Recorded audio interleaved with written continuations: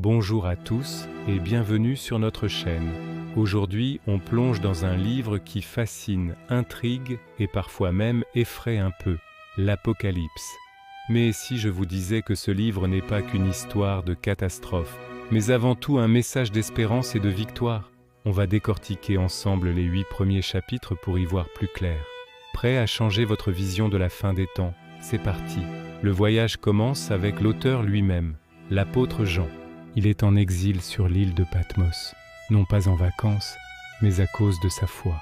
Imaginez un homme âgé ayant marché avec Jésus, ayant vu des miracles, se retrouver seul, isolé. C'est dans cette solitude qu'il reçoit une vision extraordinaire.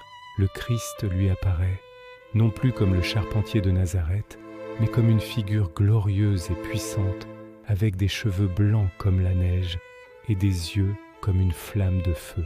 Cette image n'est pas faite pour faire peur, mais pour rassurer Jean et nous avec. Elle nous dit, peu importe les épreuves, je suis là, je suis le premier et le dernier, et je tiens les clés de tout. Suite à cette rencontre, Jean reçoit une mission, écrire ce qu'il voit et l'envoyer à 7 églises spécifiques qui se trouvaient dans l'actuelle Turquie.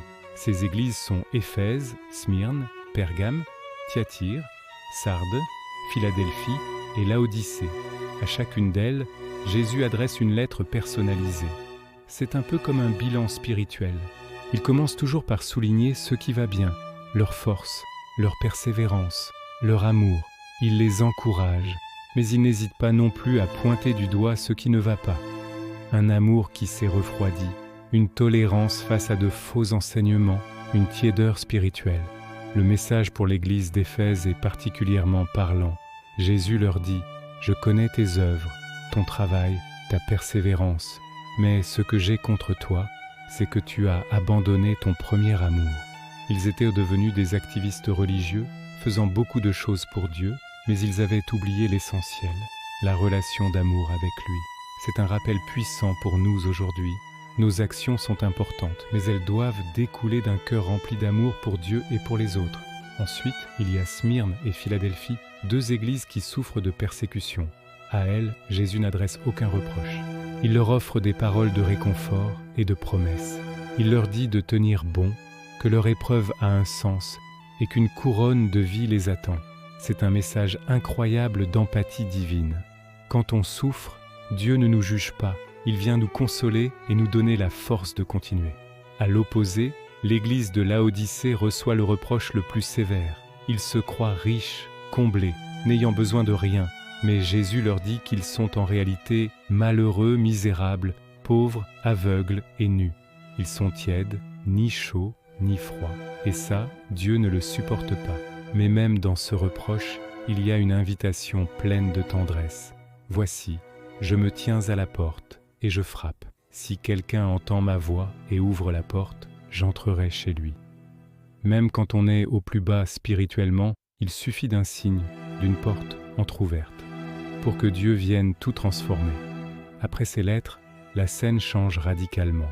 Jean est transporté au ciel, il voit un trône, et sur ce trône, quelqu'un d'une majesté indescriptible, entouré d'un arc-en-ciel. Autour, il y a 24 vieillards et 4 êtres vivants qui ne cessent de proclamer la sainteté de Dieu. L'atmosphère est remplie d'adoration et de respect. C'est le centre de contrôle de l'univers. Et il est gouverné non par le chaos, mais par un Dieu souverain et bon. Au milieu de cette scène grandiose, un drame se joue. Jean voit dans la main de celui qui est sur le trône un livre scellé de 7 sceaux.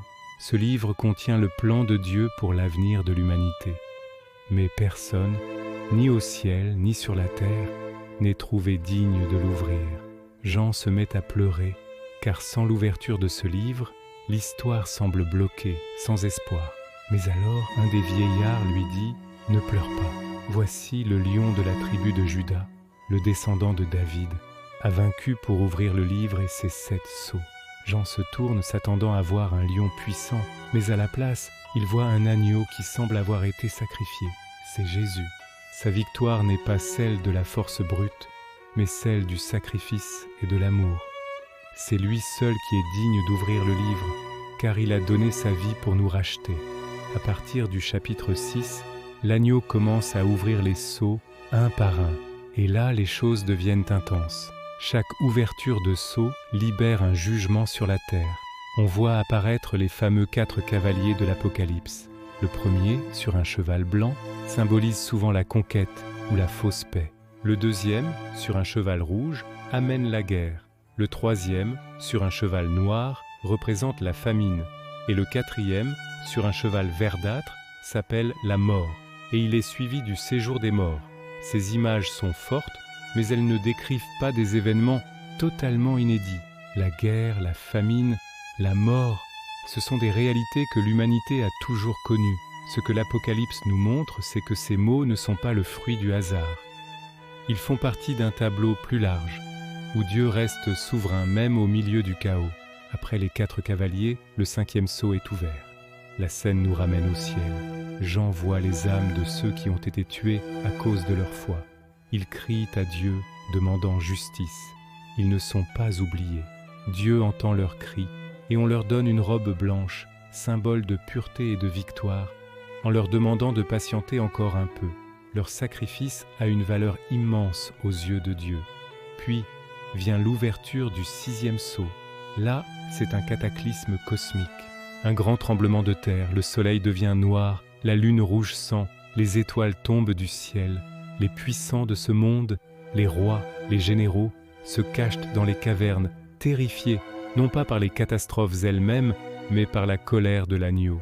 C'est un renversement total. Ceux qui se croyaient tout-puissants réalisent leur petitesse face à Dieu. Juste avant l'ouverture du dernier sceau, il y a une pause, un interlude. Dieu met son sceau, sa marque de protection, sur ses serviteurs. 144 000 personnes, issues des 12 tribus d'Israël, sont marquées. Ce n'est pas un nombre littéral, mais un symbole de totalité et de perfection. Il représente le peuple de Dieu, protégé au milieu des jugements.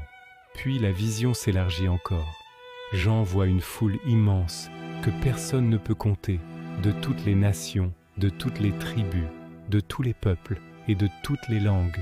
Ils se tiennent devant le trône, vêtus de robes blanches, et ils acclament Dieu et l'agneau.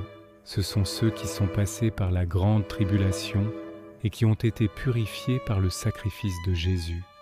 C'est une image incroyable de l'Église universelle et victorieuse. Enfin, le chapitre 8 s'ouvre avec l'ouverture du 7e sceau. Et là, surprise, il se fait un silence dans le ciel pendant environ une demi-heure. Après tout le bruit et la fureur, ce silence est assourdissant. Il marque un moment de solennité, de recueillement, avant le déferlement de la prochaine série de jugements, celle des 7 trompettes.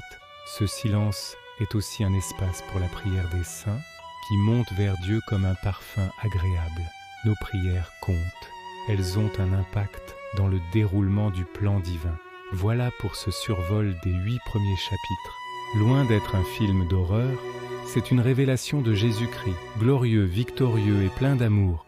C'est l'histoire d'un Dieu qui est aux commandes, même quand tout semble s'effondrer. C'est une invitation à choisir notre camp, à ouvrir la porte de notre cœur et à faire partie de cette foule immense qui chantera sa victoire pour l'éternité. J'espère que cette exploration vous a plu et vous a donné envie d'en savoir plus. N'hésitez pas à laisser vos questions et vos réflexions en commentaire. Merci de nous avoir suivis et si ce n'est pas déjà fait, abonnez-vous pour ne pas manquer la suite de notre série sur l'Apocalypse. À très bientôt.